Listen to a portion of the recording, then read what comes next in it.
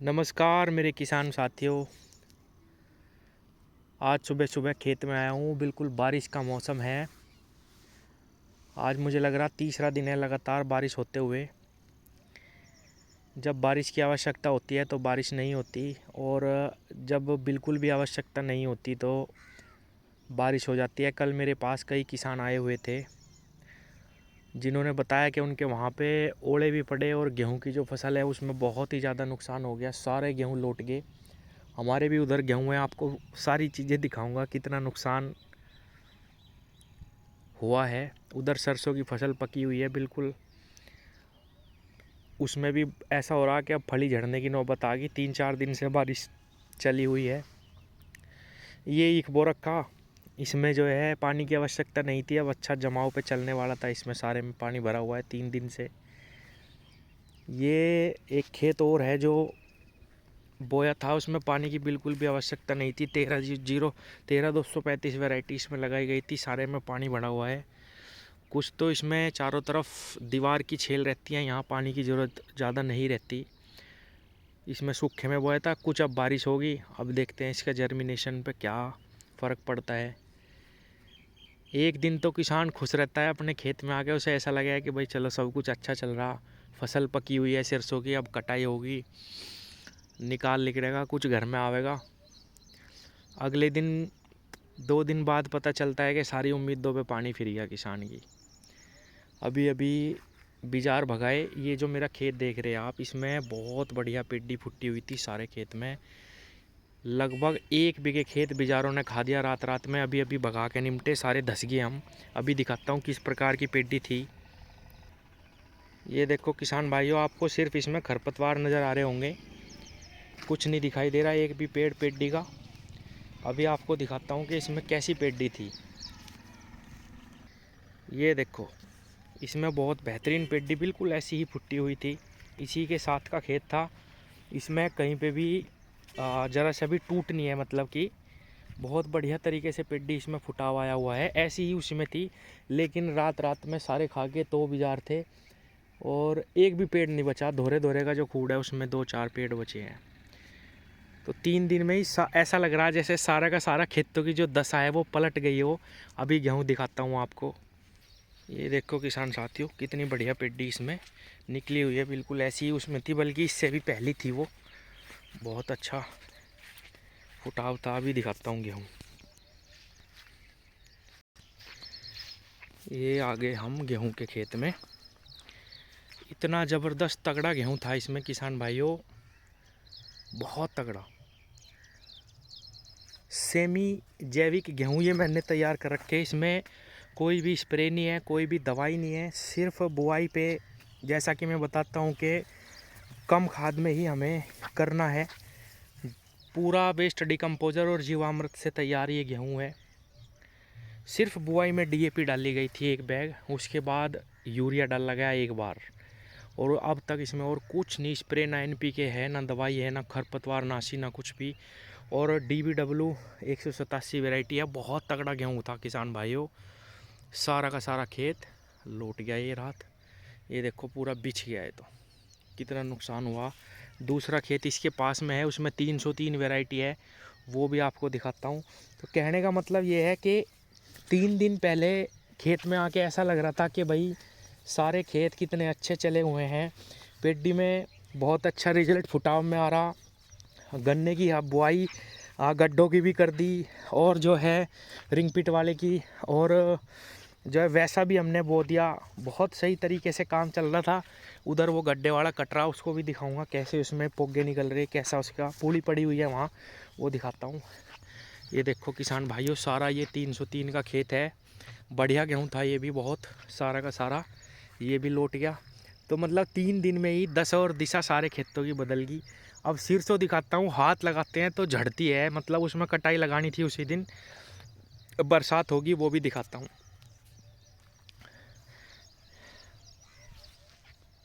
अब चलते हैं अपने गड्ढों वाले में को निकल के दूसरी तरफ, जहाँ अपना सिरसों का खेत है। और जो नई बुआई करी है रिंग पिट की, उसकी हालत भी दिखाता हूँ आपको। गड्ढे किस प्रकार पानी से भरे हुए हैं। अब उसका जर्मिनेशन कैसा रहेगा, क्योंकि उसे तो बोए हुए भी कम ही समय हुआ है।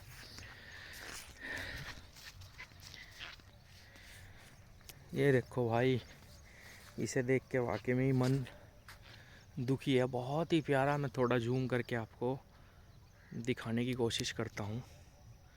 ये देखिए, बहुत तगड़ी बाल आई हुई थी, बहुत बढ़िया तरीके से गेहूँ चला हुआ था, लेकिन दिक्कत आ गई बहुत। अब इसे काटने वाले भी जो है ज़्यादा पैसे लेंगे। ये अपना गड्ढों वाला जो खेत है पिछले वर्ष का, वो कटने लग रहा।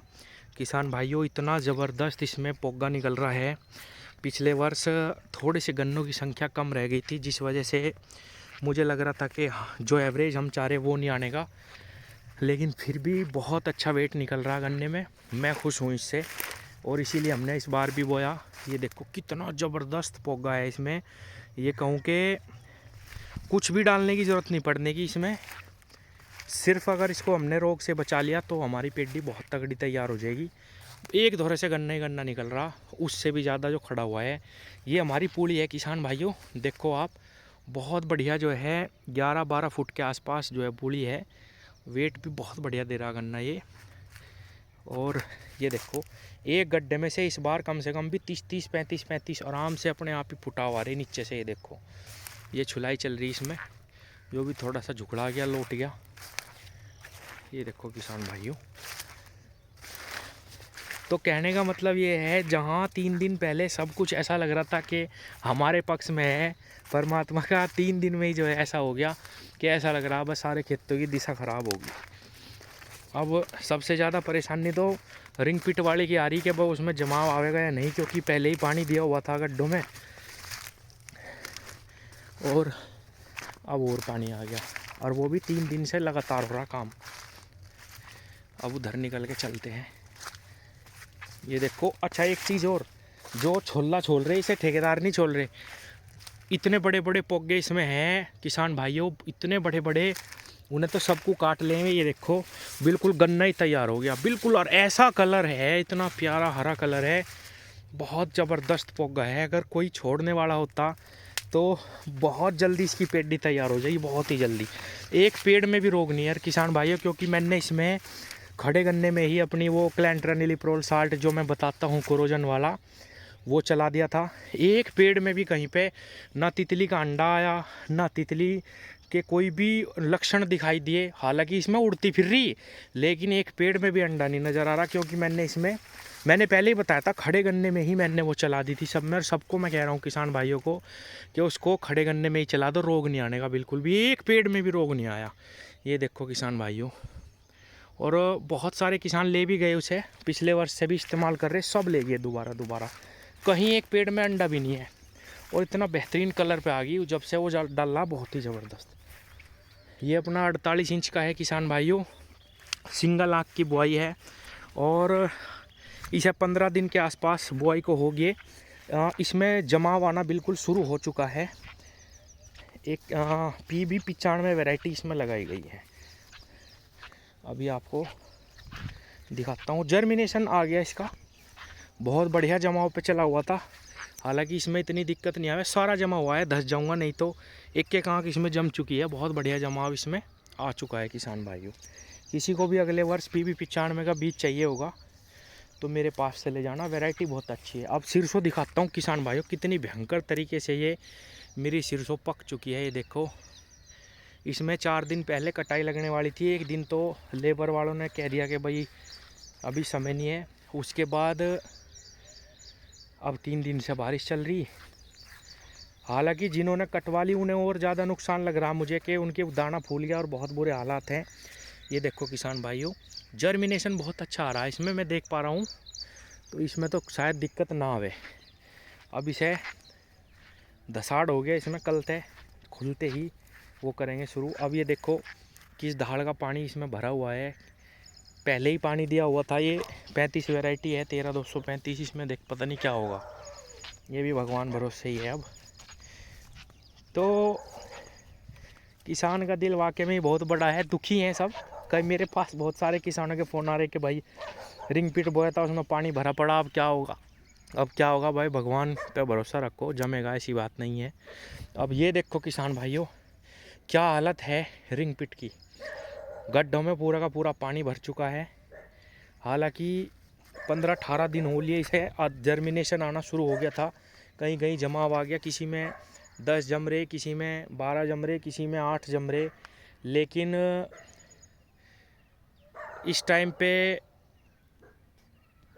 बारिश नहीं चाहिए थी, ये सारा इसी में निकल जाता। मैंने हल्की हल्की मिट्टी बाद में करवाई थी इसमें, अब पता नहीं इसका क्या रिजल्ट रहेगा। कहीं कहीं पे जम तो चुके हैं, 8-8 10-10 कल्ले छोटे छोटे नज़र आ रहे हैं। पर कहने का मतलब यही है कि सारा माल किसान का बाहर ही रहता है और कुछ नहीं पता कि कब कुदरत वाला क्या कर दे। 3 दिन पहले कुछ हालात थे खेतों के, आज कुछ हालात हैं। खैर, मिलते हैं अगली वीडियो में किसान साथियों। धन्यवाद।